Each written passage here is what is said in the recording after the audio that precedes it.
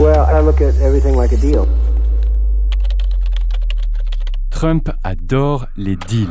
I do hundreds of deals. The deals come out of my ears. What I do is I make deals. Ce serait même sa principale qualité de président. We need a leader that wrote the art of the deal. I will make that deal much better for this country. Because I'm a deal maker. Mais est-il si doué que ça? Et un président peut-il vraiment négocier comme un homme d'affaires? From a negotiation perspective, Donald Trump did very poorly. Pour le comprendre, nous avons décortiqué ces deals historiques avec des spécialistes et des témoins de premier plan. Il est incapable de gérer une négociation complexe.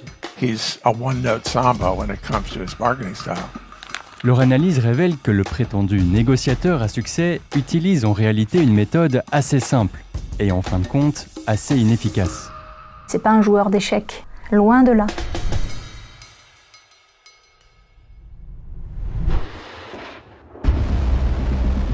Nous sommes en 2017.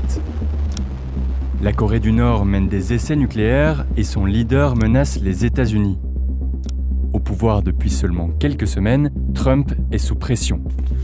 Dans un premier temps, il tente la carte de l'intimidation. He has been very threatening. And as I said, they will be met with fire, fury, and frankly, power. C'est un échec et les essais continuent. Alors, il change de méthode et propose un deal. Hopefully, we'll be able to make a deal on the denuking of North Korea. Sa méthode pour y arriver est assez simple et s'appuie sur des principes qu'il exposait déjà dans sa propre émission de télé-réalité au début des années 2000. Premier principe, You have to deal with the boss. Deal with the boss wherever possible. We have had talks at the highest level. C'est un narcissique pathologique qui pense que lui peut tout résoudre. Donc il a une conception de la négociation qui est uniquement entre quatre yeux. I like bilateral better. He's always been the top of a vertical hierarchy, and I think that's the only way he thinks of organizations. Ensuite, casser les codes. Thinking outside of the box, well, that's how you're going to have to do it. I'll be meeting with Kim Jong-un to pursue a future of peace for the whole world. Il y a aussi ce talent de Donald Trump, c'est de rompre les habitudes. Lorsqu'il a dit « je vais rencontrer le Nord-Coréen », tout Washington a explosé, mais c'est pas possible, ce dictateur épouvantable, comment? Mais honnêtement, pourquoi pas? Jamais un président américain en exercice n'a rencontré le leader nord-coréen. Mais Trump pense ainsi pouvoir jouer une troisième carte. I've always felt my best deals were made with my instinct.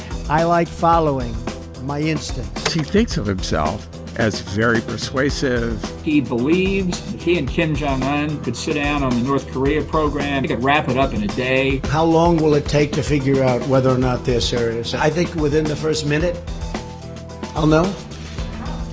Just my touch, my feel, that's what I do.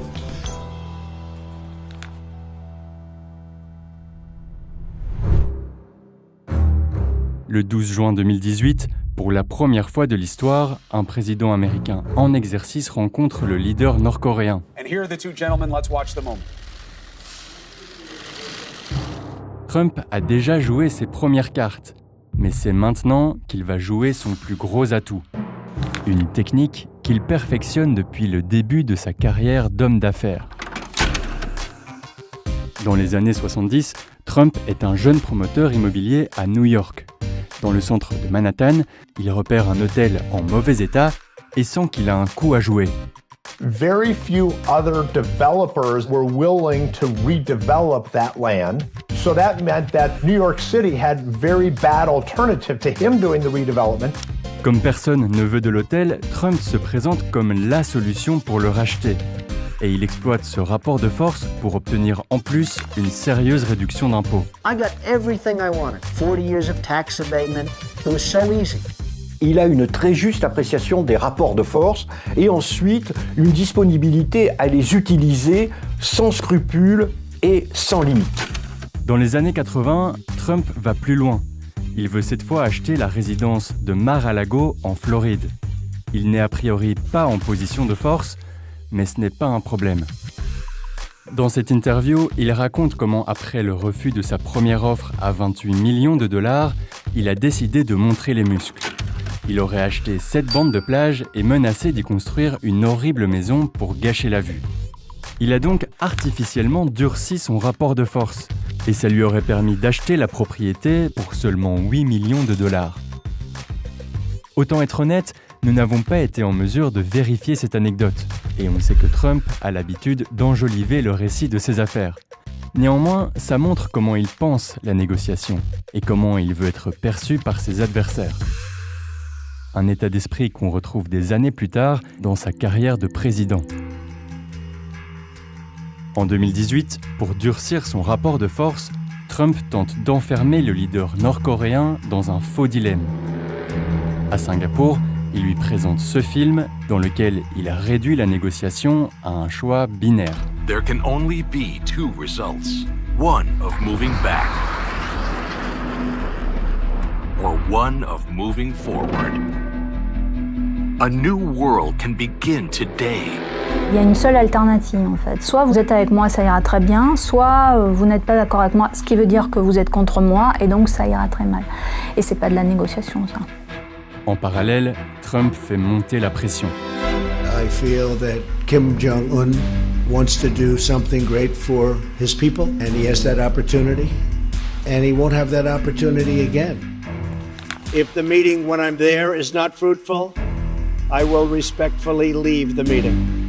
Quelques semaines avant la rencontre, il menace même d'annuler l'événement. I've decided to terminate the planned summit in Singapore on June 12th. This is a tremendous setback.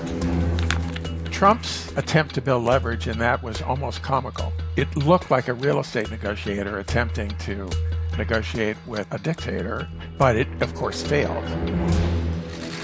Will you be meeting again, sir? What did you see each other again? We'll meet again. We'll meet many times. Thank you. Malgré 2 autres rencontres, le deal nord-coréen n'aboutit pas. Tout comme de nombreuses promesses de deal annoncées durant son premier mandat. La méthode Trump est un échec. C'est des dossiers qui sont souvent extrêmement complexes et il ne rentre pas dans cette complexité du monde. Voilà, il va voir l'autre, il s'assoit en face et il lui dit « Allez, on fait un deal ». C'est pas comme ça que ça se passe. Pourtant, Trump aurait pu s'en douter. Avant d'échouer dans les relations internationales, cette même méthode avait déjà montré ses limites dans le monde des affaires. As his once mighty empire cracked and crumbled. That one-shot deal way of looking at the world over the long term from a business perspective ended up being quite damaging. Pourtant, quand Trump revient au pouvoir en 2025, sa méthode de négociation ne semble pas avoir changé. I believe I will be able to make a deal between President Putin and President Zelensky quite quickly. If these companies don't make their products here, then they will pay a tariff. Putin would like to see me, and we'll meet as soon as we can. The U.S. will take over the Gaza Strip, and we will do a job with it, too. The Riviera of the Middle East, this could be so magnificent. I think it's important for people to recognize he's not going to change. We're along for the ride, and this is what democracy does sometimes.